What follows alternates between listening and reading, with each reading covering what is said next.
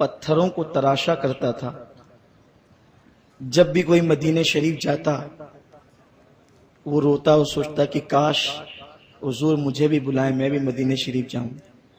یہ بات بالکل طے ہے کہ مال کی بنیاد پر کوئی مدینہ شریف نہیں جاتا، بلکہ آقا جس کو بلاتے ہیں وہی مدینہ شریف جاتا ہے. تمنا کرتا کہ کاش میں بھی مدینہ شریف جاؤں، میں بھی مدینہ شریف جاؤں. اور وہ اتنا بڑا حضور صلی اللہ علیہ وسلم کا عاشق تھا کہ اس وقت تک وہ اپنا کوئی کام شروع ہی نہیں کرتا تھا جب تک کہ آقا صلی اللہ علیہ وسلم پر درود شریف نہ پڑھ لیں. درود شریف کی معتبر کتاب دلائل الخیرات شریف اس کو زبانی یاد تھی. وہ جب بھی کوئی کام کرنا چاہتا اس کا ایک باب پڑھ لیتا، ایک جز پڑھتا اور اس کے بعد پھر وہ اپنا کام شروع کرتا. بس درود شریف پڑھتے رہا. ایک دن اس کی بگڑی بن گئی. وہ آقا کی یاد میں سویا تھا کہ سرکار صلی اللہ علیہ وسلم کا سبز گنبد اسے حالت خواب میں نظر آیا اور دیکھا کہ ایک تخت ہے اور اس تخت پر اللہ کے پیارے حبیب صلی اللہ علیہ وسلم جلوہ افروز ہیں. آقا کا جلوہ دیکھا تو سلام پیش کیا. سرکار نے فرمایا ارے تم مدینے نہیں آتے؟ مدینے آؤ. آقا علیہ السلام نے خود انہیں دعوت دی کہ تم مدینے آؤ. اور یہ جو میرا گنبد کا کنگرا دیکھ رہے ہو، یہ ٹوٹ گیا ایک کنگرا، اس کو آ کر تم تعمیر کرو. چونکہ وہ سنگ تراش تھا، پتھر تراشنے والا تھا، تو اس نے اس کو آ کر فرمایا کہ یہ آ کر تم تعمیر کرو. اب اتنا سننا تھا، اچانک اس کی آنکھ کھلی تو پورا اس کا گھر معطر تھا. پورے گھر میں خوشبو تھی. آقا کی آمد ہوئی تھی. وہ خوب رونے لگا، بلکنے لگا. اب اس کے سامنے دو چیزیں تھی، ایک تو اپنی غربت اور دوسری حضور کی دعوت. جب وہ اپنی غربت پر نظر ڈالتا تو سوچتا کہ میں مدینہ شریف کیسے جاؤں گا، اور جب وہ رونے لگتا تو اس کے دل میں خیال آتا بلایا تو آقا نے، جسے چاہا اپنا بنا لیا، جسے چاہا در پہ بلا لیا. یہ بڑے کرم کے ہے فیصلے، یہ بڑے نصیب کی بات ہے.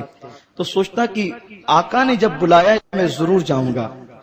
یہی سوچتے، کبھی غربت کا سوچتا، کبھی دعوت کا سوچتا، کبھی غربت کا سوچتا، کبھی دعوت کا سوچتا. اسی عالم میں صبح ہوئی، فجر کی نماز پڑھی اور اس کے بعد اپنے کپڑوں کو لپیٹا، گٹری بنائی اور کاندھے پہ ڈال کر چل دیا. لوگوں نے پوچھا او سنگ تراش کہاں جا رہا ہے؟ اپنے کاندھے پہ گٹری لٹکا کے تو کہا کہ میں مدینے جا رہا ہوں. ارے مدینے ایسے تھوڑی جاتے ہیں. کہا بس حضور نے بلایا، میں جا رہا ہوں. وہ چلتے چلتے بندرگاہ تک پہنچا، ساحل تک پہنچا. اور پہنچنے کے بعد کیا دیکھا کہ ایک جہاز تھا جو آقا کے شہر کی طرف روانہ ہو رہا تھا اور سارے لوگ جہاز میں بیٹھ چکے تھے. ملاح جہاز کو آگے بڑھانے کی پوری کوشش کر رہا تھا مگر جہاز آگے بڑھنے کے لیے تیار نہ تھا. اس زمانے میں پانی کے جہازوں سے لوگ جاتے تھے. بس اسی عالم میں لوگوں کی نگاہ اس دیوانے پر پڑی. آنکھوں میں آنسو تھے، پیروں پر دھول تھی، بال بکھرے ہوئے تھے، چہرے پر سے دیوانگی کے آثار تھے. آنکھیں جو ہے وہ اشکبار، چہرہ زرد، یقیناً ایک دیوانے کی شکل لگتی تھی. لوگوں نے سوچا کہ آخر سب آ کر بیٹھ چکے، جہاز آگے کیوں نہیں بڑھتا؟ ملاح سے کہا جہاز آگے کیوں نہیں بڑھتا؟ ملاح نے کہا میری زندگی کا اکثر حصہ سمندر اور جہازوں کے درمیان گزر گیا، کبھی ایسا واقعہ پیش نہ آیا. ممکن ہے اس میں خدا کی کوئی کرشمہ سازی ہو، اللہ کی کوئی مشیت ہو. بس یہ سوچ کر جب ملاح کی نگاہ اٹھی دیوانے کی طرف تو پوچھا تم کہاں جانا چاہتے ہو؟ اس نے سادگی سے کہا میں مدینے جانا چاہتا ہوں. تو کہا کہ آؤ پھر سوار ہو جاؤ، بغیر پیسے کے، بغیر ٹکٹ کے، بغیر کسی سرمایہ کے. کہا آؤ بیٹھ جاؤ. جیسے یہ بندہ بیٹھا جہاز اپنے آپ چلنے لگا.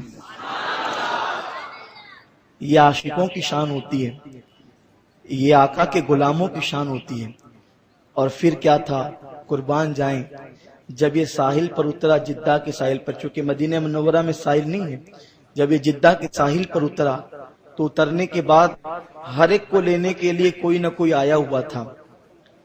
اس زمانے میں بھی لوگ آتے تھے، اپنے اپنے مہمانوں کو لے جاتے تھے، اپنے اپنے گھروں میں ٹھہراتے تھے، کرایہ وصول کرتے تھے، مہمانوں کو، حاجیوں کو کھلاتے تھے، پلاتے تھے۔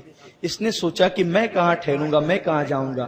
ابھی جیسے یہ ساحل پر اترا تو دیکھا کہ وقت کا جو اس زمانے میں مدینہ طیبہ کا شریف، مدینے کے بادشاہ کو شریف کہتے تھے، شریف مدینہ، وہاں کھڑا تھا اور لوگوں سے پوچھتا تھا کیا تم فلاں ہو؟ وہ کہتا تھا نہیں۔ کیا تم فلاں ہو؟ وہ کہتا تھا نہیں۔ کیا تم فلاں ہو؟ وہ کہتا تھا نہیں۔ جب یہ سنگ تراش پہنچا تو کہا کیا تم فلاں ہو؟